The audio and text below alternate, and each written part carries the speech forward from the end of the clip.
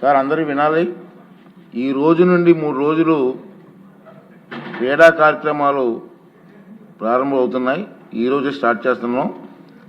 సభ్యులందరూ ఉత్సాహంతో పాల్గొనాలి.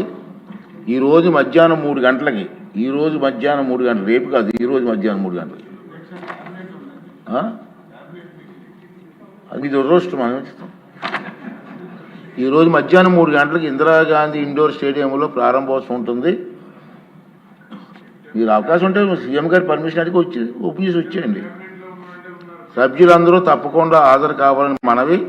అలాగే రేపు ఎల్లుండి కూడా అన్ని క్రీడా కార్యక్రమాల్లో ఉత్సాహంగా పాల్గొనాలని మనం చేస్తాం. ఇచ్చేదంటే లాస్ట్ ఇయర్ మనం స్టార్ట్ చేసాం, చాలా గ్యాప్ తర్వాత చాలామంది ఉత్సాహంగా పాల్గొన్నారు.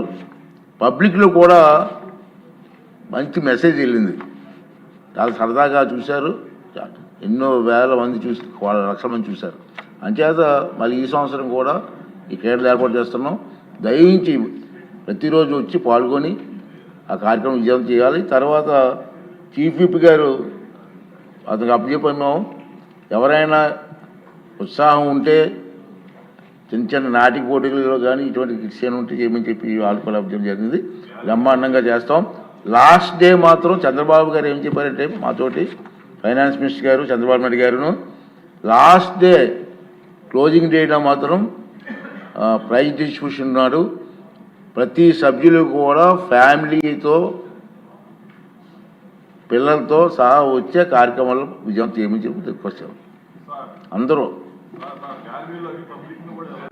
ఎక్కడ